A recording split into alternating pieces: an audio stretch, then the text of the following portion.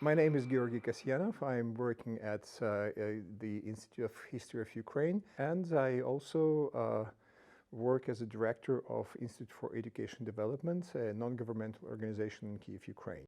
Today's debate was very useful in many respects and many terms. For me personally, as a researcher and as a person who is involved into actual processes, it was great in terms of having different perspectives on certain issues. I am in Ukraine, I'm living there, so of course I cannot look at this with dispassionately. Of course I'm involved, and in this case I got opinions and points of view, and it will make I'm sure it will make impact on my own representations of this. Generally, Ukrainians, en masse, if we'll speak about the whole population of the country, generally, they have a sense of self-identity, and they understand that they are Ukrainians. However, there was a lot of ambiguities about, first of all, about choice between so-called East and so-called West. And recent events made a real impact on Ukrainians in terms of their wish and desire to, let's say, in very general terms, to go to the West, to go to Europe. And external factors are really important in this case, particularly what happened in relationship with Russia. At this point, let's say, Putin helped Ukrainians to feel themselves more Ukrainian and more pro-European than before.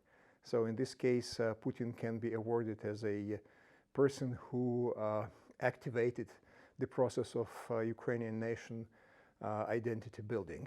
It's normal a part of the nation building process when some part of history or history of one's own nation is delineated from the previously common history. Yes, Ukrainian lands were part of Russian Empire or part of the Soviet Union. Also, Ukrainian lands were part of Habsburg's empire, and so there are some kind of, let's say, cultural splits within Ukraine based on this legacy. And now Ukraine seems to be more unified in these terms, and part of population, some illusions about Russia's position towards Ukraine, just disappeared, and mostly because of recent events. So at this moment, majority of Ukrainians and majority of elites perceive Ukrainian history to be part of European history, and this means that they want to say goodbye to this part of history which was related to Russia proper.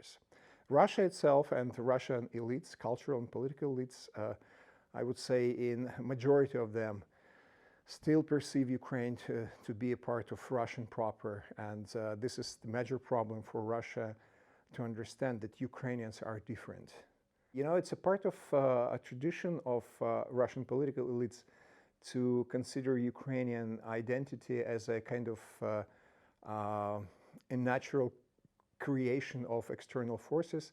So in 19th century, Ukrainian movement, Ukrainian national movement, was considered and represented by Russian elites as a kind of Polish plot or Austrian plot or German plot. And now this tradition is going on with the suggestions and statements that this is a kind of evil West which plays Ukrainian card and tries to convince Ukrainians that they are part of the West, of European proper, and once again let's say the song remains the same. So they still believe that Ukrainians are not capable of developing their own identity, and this is provoked or constructed by some kind of evil foreign forces. The major problem with federalization is that, people both from outside Ukraine and inside Ukraine do not have a clear vision of what federalization is. So Ukraine is really, it's a multicultural country with different historical legacies. And if you propose some kind of federalization, so at least you have to give a kind of clear explanation and description of what federal state is. So Ukraine was established, contemporary Ukraine was established as a unitary state, and well, most local elites, regional elites, competed for Kiev, for for central power, and then there was a redistribution of powers between these elites, exactly on the basis of catching power in Kiev. So now, if we speak about federalization, just I will be happy if someone will tell me which lands will be formed, how this lands will be formed, how administration will be organized there, on what principles the distribution of powers and authorities will be based on, etc., etc. It's hundreds of questions which are not answered, and people just giving slogans and do not propose any kind of coherent program in this case. The language question is not the most actual question for Ukraine, neither in political nor in cultural terms. It is mostly about political use and misuse of certain problem which can be constructed and can be represented or presented to society as something urgent, which is not in real case. Majority of Ukrainians can speak both languages and at least understand both languages. So this problem is heavily instrumentalized by politicians. The best example is that this issue is, well, mostly actively speculated during electoral campaigns, particularly presidential campaigns. And right after the end of these campaigns, the question is out.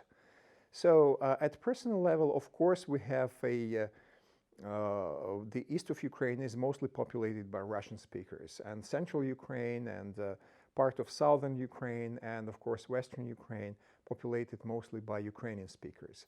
But generally, at the everyday level, there is no real conflict between them. It is always instrumentalized by politicians when they want to gain some kind of political scores.